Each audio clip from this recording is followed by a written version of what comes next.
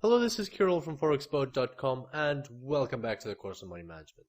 Today we're going to continue exploring the different methods and we're going to add the Larry Williams method into the mix and explore some scenarios with all three and compare them side by side. But before we do, I'd like to ask you for a small favor. I know that we've not finished the course yet and I've already mentioned this before, but I would really appreciate if you could leave a review. Now, if you've already left a review, thank you very much. It really means a lot to me. But if you haven't, all you have to do is click at the top here, write a review, and then select the number of stars you think the course deserves, and maybe write a small message if you want to. Click add review, and that's it. It'll really help me out, and it will help potential students see the value of this course. So I really hope you can do that for me. But now let's move on back to our investigations. Alright, so to start off with, let's go back to our original settings that we had.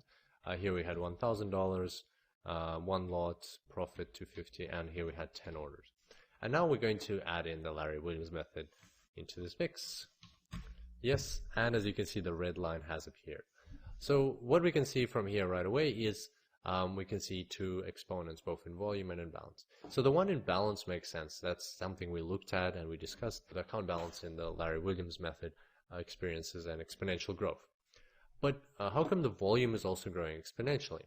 Well, the reason behind that is because of the Larry Williams method formula. As you recall, the volume is always proportional to the account balance. And therefore, if the balance is growing exponentially, the volume will also grow exponentially. So that's a good thing to keep in mind, just to remember how this chart looks as well. So now what we're going to do, the first step is probably let's also, like we did previously, change the number of orders to 20. And so here you can see right away that within 20 orders, the Larry Williams method dwarfs both the Ryan Jones method and the linear money management method. So it's just incredible to see how much more profitable the Larry Williams method is than both of those two. So if we say, let's switch off the Larry Williams method for a second. Here, as you recall, this was quite impressive that the fixed ratio method earned $15,000 at the same time as the linear method earned only $5,000. So that was 3 times more. But now when we add in the Larry Williams method, 15 or 3 times more seems like nothing.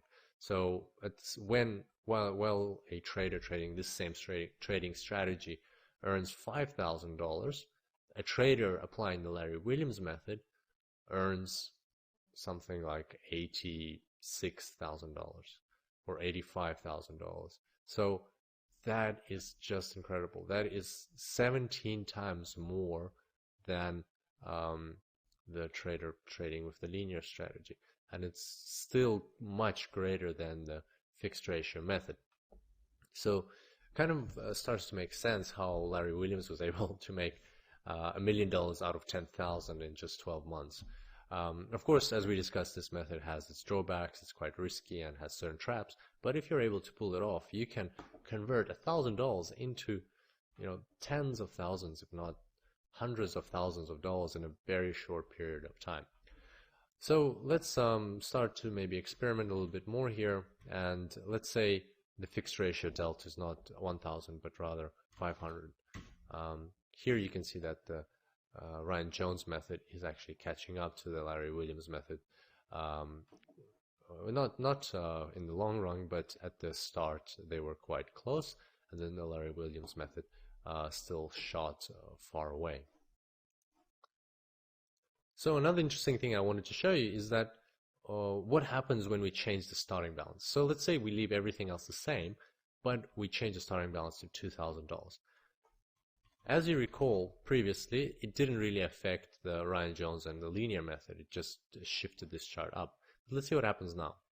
So I changed that, and something very interesting happens. You can see that the Larry Williams method now is below the Ryan Jones method, and that is quite peculiar, isn't it?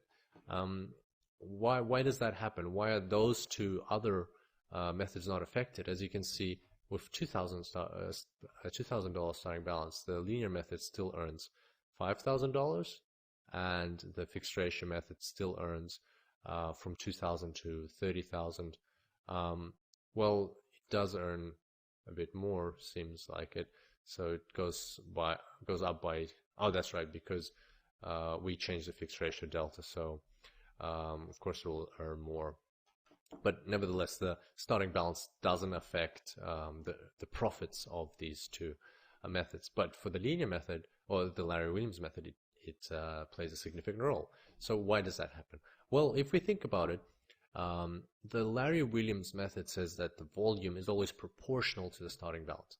So if your starting lot is starting volume is one lot, and your starting balance was $1,000, that means that for every $1,000, you're adding on an extra lot.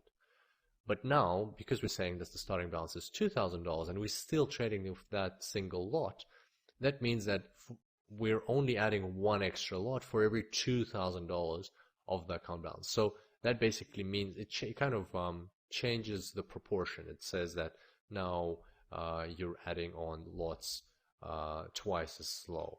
But what else is interesting is that you can see here that even though the Larry Williams method is below the fixed ratio method for now, if you increase the number of orders, so you go further down the track, let's say 25, you'll see that it's slowly catching up. It's already beaten the fixed ratio method in terms of lots, so it's exceeded it.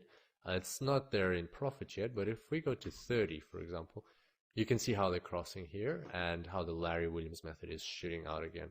So if we go to 50, once again, the Larry Williams method has dwarfed the fixed ratio method.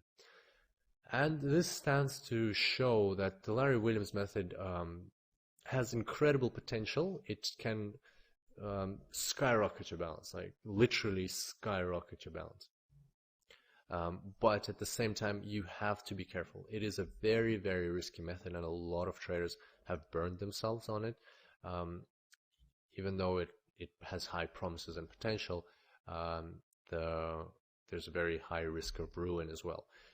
So just bear that in mind, and don't just blindly apply the Larry Williams method. Always calculate your risks. And personally, I prefer the fixed ratio method. It's more kind of thorough, and it is a bit slower, but it has more system to it. It's more systematic rather than the Larry Williams method. That's in my opinion.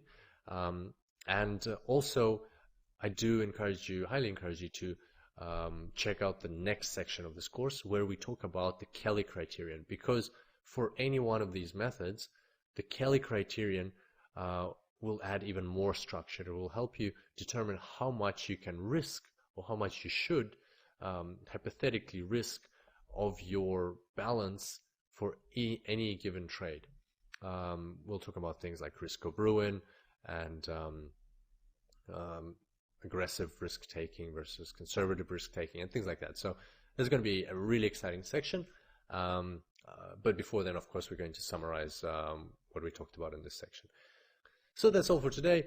If you haven't yet left a review, I'd really appreciate it if you could. And I look forward to seeing you next time. Until then, happy trading.